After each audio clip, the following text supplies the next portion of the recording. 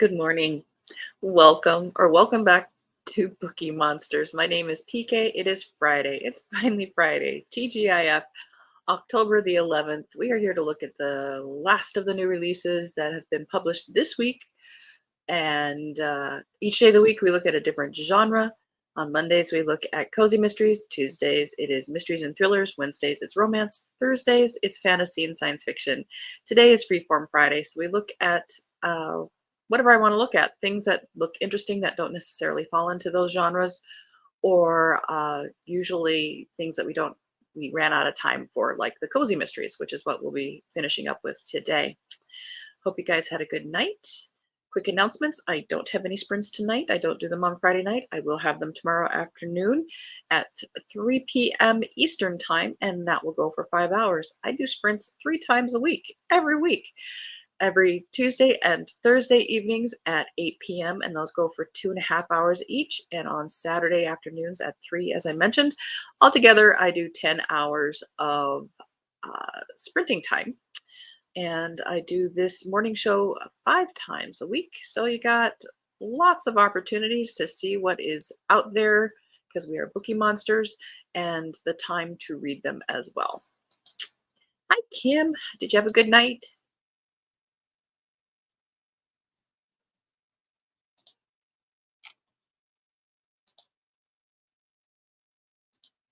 I am very glad it's Friday.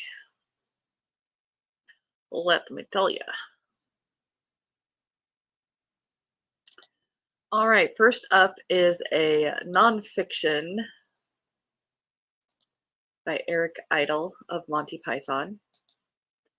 And this is called The Spamalot Diaries. If you are aware, they made a musical on Broadway of the Holy Grail movie.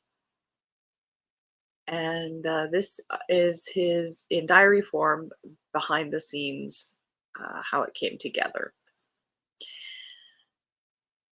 On March 17th, 2005, good gosh, Spamalot debuted on Broadway to rapturous reviews for its star-studded creative team, including creators Eric Idle and John Dupre, director Mike Nichols, and stars Hank Azaria, David Hyde Pierce, Sarah Ramirez, Tim Curry, and more. But long before the show was the toast of Broadway and the winner of 3 Tony Awards, it was an idea threatening to fizzle out before it could find its way into existence. Now, in the Spamalot Diaries, Eric Idle shares original journal entries and raw email exchanges, all featuring his whip-smart wit that reveal the sometimes bumpy, always entertaining path to the show's unforgettable run.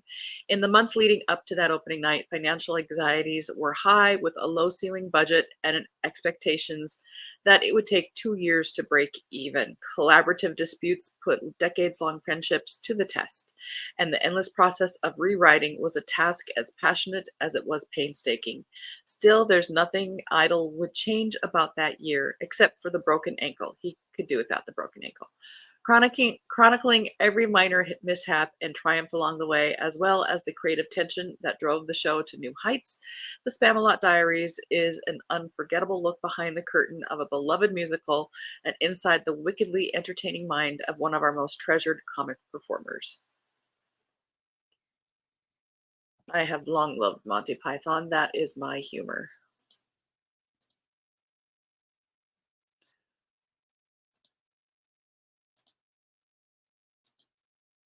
Okay, I wake up around 4 a.m. every day. Ugh. Well, soon it will be 5 because we've got the time change. I do it too. I wake up around 4 o'clock every day. It's like, really? I have an hour.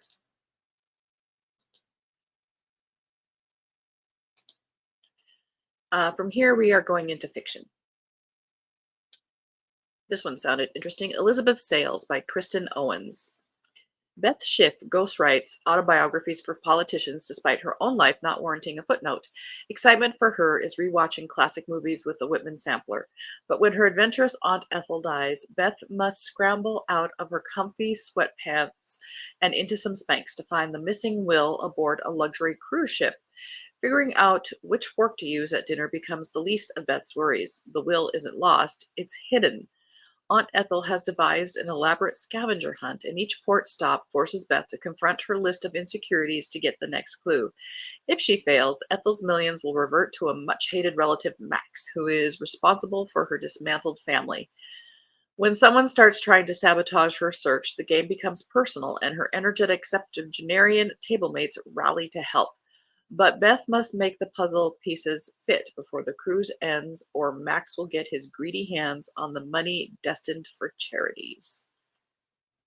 I thought that sounded fun. So both these two are ones I'm definitely going to be checking out.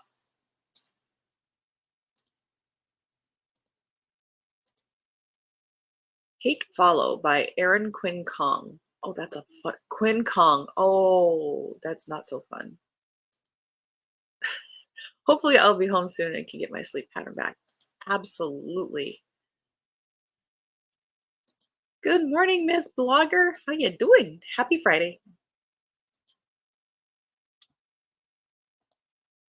Influencer Whitney Golden has it all. Beautiful, photogenic children, a handsome new boyfriend, a gorgeous house, and designer clothes and beauty products that arrive on her doorstep every day. After spending years building her brand as a widowed mother of four, including twins, to over 1 million followers, the 37-year-old is at the peak of her career. But it all comes to a screeching halt when Mia, her teenage daughter, announces she's tired of the social media life. She wants nothing more to do with her mother's online brand and demands that not only just she, but her siblings and their deceased father be removed from Whitney's Instagram, blog, and just about everywhere else on the internet. When Whitney doesn't agree, Mia does the unthinkable. She sues her mother. What started as a family spat turns into a monumental case about child privacy, individual agency, and modern parenting that shatters Mia and Whitney's relationship and wreaks havoc on both their lives. As the case ignites a media firestorm and unrelenting online bashing from a Greek chorus of internet snarkers, Whitney has to decide whether she's willing to risk everything she's built to win back her daughter. That I thought was very timely. So I'm also very interested.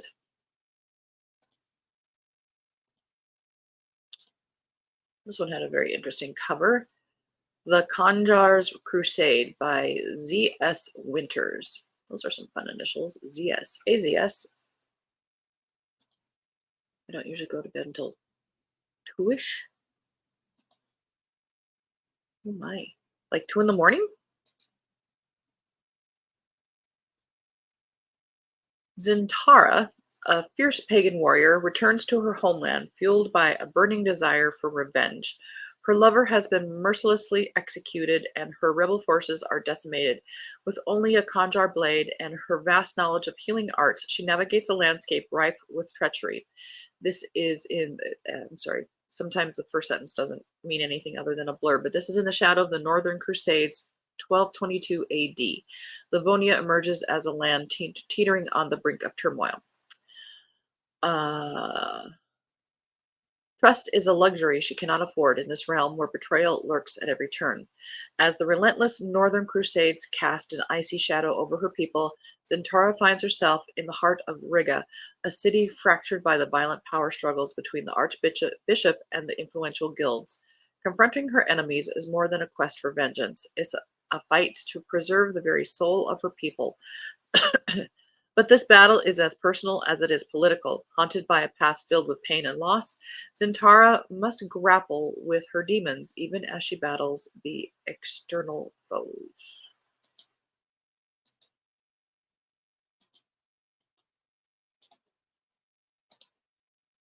Next up, The Trade-Off by Samantha Green Woodruff. This is set in the 1920s. B. Abramovitz has a gift for math and numbers. With her father, she studies the burgeoning Wall Street market's stocks and patterns in the financial pages.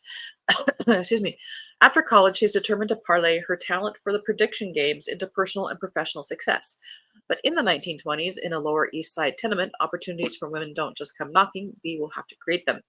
It's easier for her golden boy twin brother Jake, who longs to reclaim all their parents lost after fleeing the pogroms in Russia, to come to America. Well intentioned but undisciplined, Jake has a charm that can carry him only so far on Wall Street. So B devises a plan. They'll be a secret team, and she'll be the brains behind the broker. As Jake's reputation, his heedless ego, and the family fortune soar, B foresees catastrophe, an impending crash that could destroy everything if she doesn't finally take control.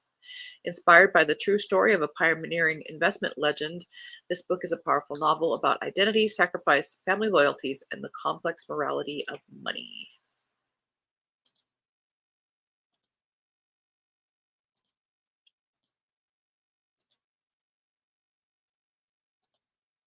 Yes, I watch TV and read, wake up around. Wow. So you're a night owl.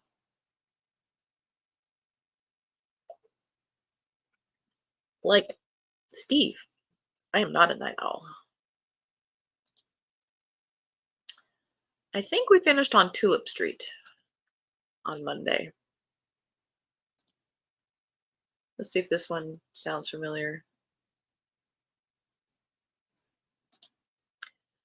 Live, Local, and Long Dead, a Vermont Radio Mystery by Nikki Knight. That sounds like a radio personality or TV. Live from Nikki Knight. Vermont DJ Jay Jordan's Green Up Day ends in murder when not one, but two bodies turn up in an old park, and one of them was much too close to both her ex and her current man when it was alive and bodacious. Now, that was really an awkward way to say that. Now, Jay, with the help of a colorful and diverse cast of townies, will have to clear her men's names, unravel a World War II era mystery, and get Grandpa Seymour to the senior prom on time.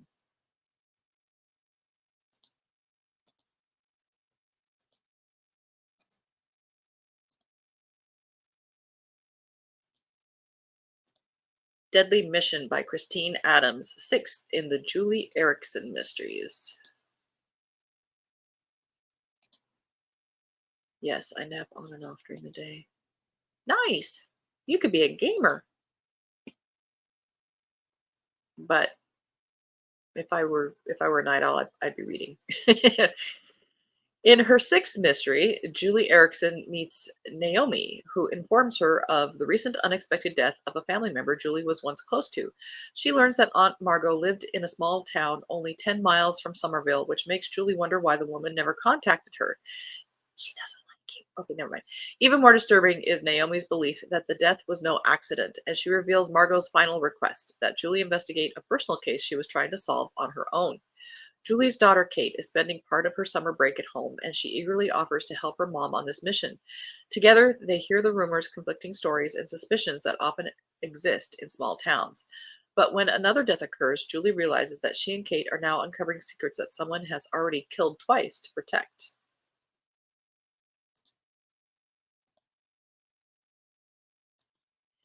And I'm usually not into cozy covers, but I think this cover is adorable. I agree. Mean Girl Murders by Lily Mack. Looks like second in the best Chalmers cozy mysteries.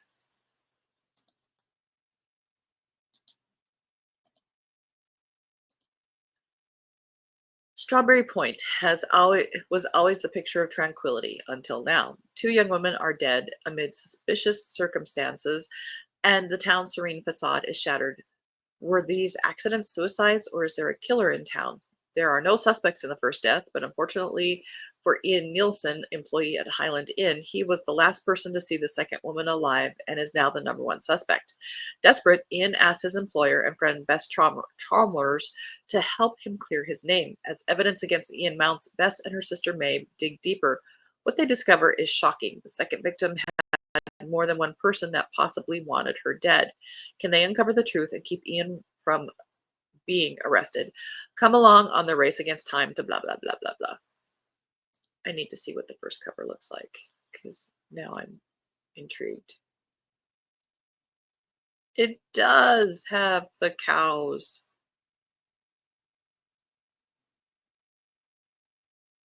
That is so cute. End of that row.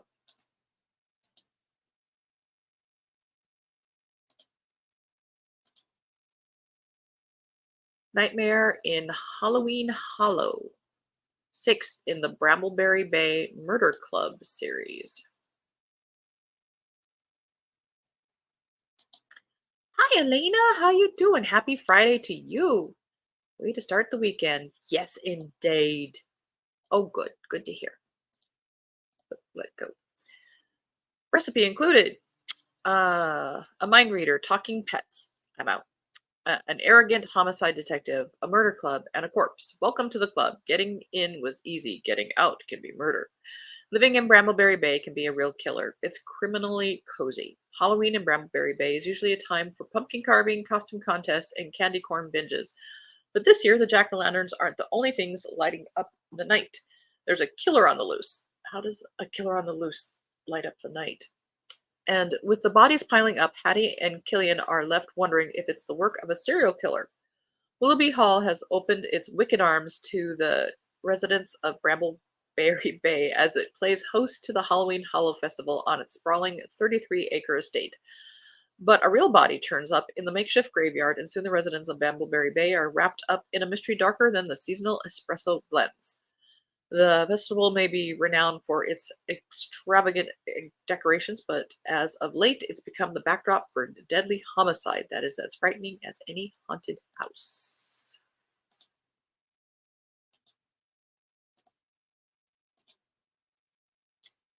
Sinister Snare by Jennifer Willis, fourth in the Haunted Coast. A televised ghost hunt, a dark secret, and a ghastly crime scene. All eyes are on surly medium Surrey Mudge. Alarm and excitement greet a team of professional ghost hunters who descend on Grady to document the spectral goings on in the small coastal hamlet. Not everyone welcomes the media attention on their spooky town, while others are jockeying to make cameo appearances. As the resident medium who can see and communicate with ghosts, Surrey isn't keen to appear as an on camera expert, but when the site of the paranormal investigation becomes a grisly murder scene, all evidence points to one of Grady's own as the killer. Surrey has no choice but to get involved. Surrey can't believe her friend is capable of violence, but the locals have been keeping secrets, and the town ghosts have their own scores to settle. Can Surrey uncover the killer even if she doesn't want to face the truth?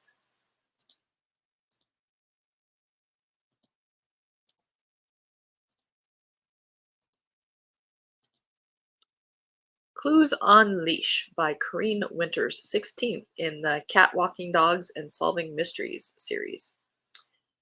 Katie is positive there's nothing fishy going on, and it's not coming from Biscuit's food bowl. When that there is something.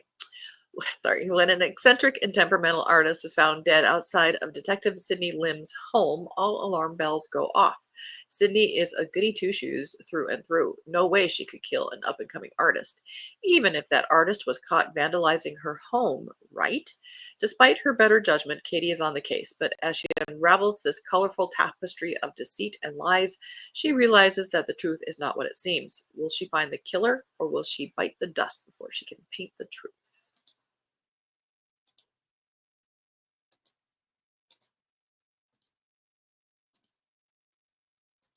Death by Midnight, fifth in the Heist Society Investigates series by Brittany E. Brinegar. And Elena saying hi to peoples. Dallas, 1924. Fashionable detective Penelope Van Kessler is working her final case with the Heist Society. They just don't know it yet. When a friend of her late husband offers her a job as St. Louis' first female detective, she can't resist the new opportunity. But before Penelope can break the news to the team, Yardley Taft, the owner of her favorite diner, is found murdered at the stroke of midnight, pulling her back in for one last hurrah. With more suspects than tears, his wake is practically a community celebration. Yardley's talent for making enemies leaves Penelope with a murky pool of suspects. As she untangles the web of deceit, she faces a midnight dilemma of her own. Take the tempting job offer in St. Louis and leave her family and the high society behind, or stay and finish what she started? Can Penelope beat the ticking clock and unmask a killer, or will her new job drive a wedge between her and those she cares about most? End of that row.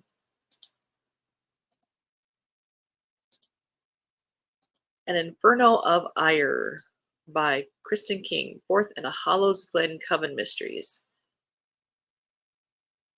Ancient alchemy, it's kind of a pretty cover, is no match for a powerful, tight-knit coven and a cat familiar. As the leading elemental witch of the mountain region, capable of wielding the four elements, Autumn knows all too well the power that they hold.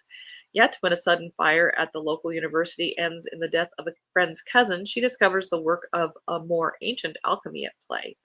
With the fast approaching summer solstice, Autumn and her coven must unravel the truth behind the arson and the hidden agenda of the dangerous alchemist before their workings cannot be undone. T is for Talisman by Karen Sue Walker, ninth in the Haunted Tea Room Cozy Mysteries.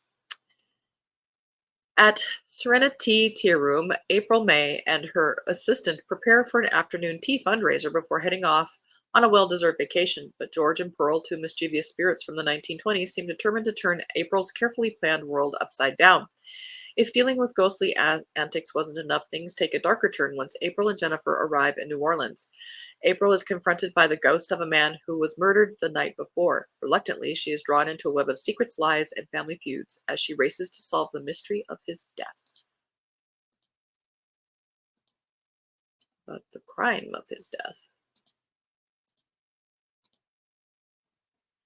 Sweet Paper Flowers by J.A. Whiting, 25th in the Sweet Cove Mystery Series.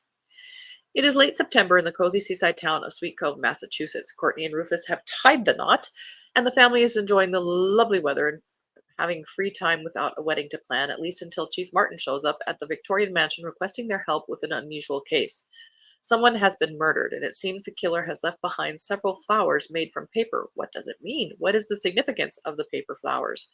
Mystery is swirling around Sweet Cove and its neighboring towns, and the Roseland sisters, Mr. Finch, Chief Martin, and two fine felines must put their heads together again to solve the strange mystery before others lose their life.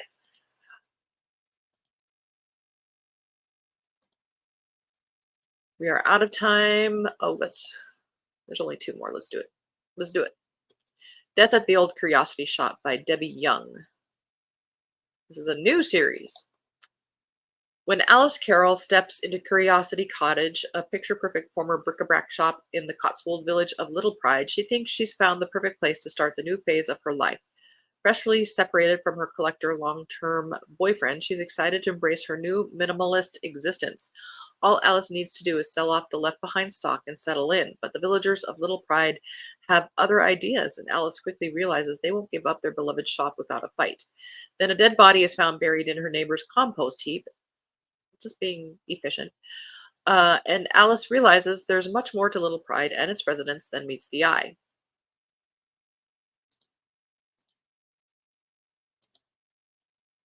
Last one.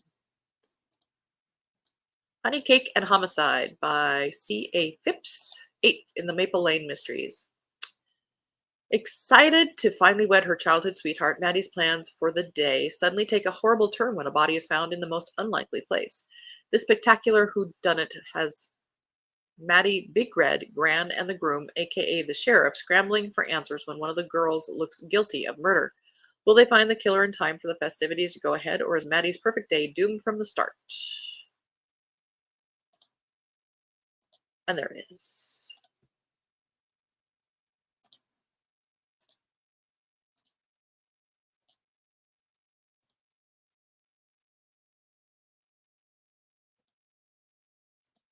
Oh, you can? Okay, hoping to go home soon. Indeed. Alrighty. Well, next week we'll be looking at brand new books being released next week, starting with more cozy mysteries.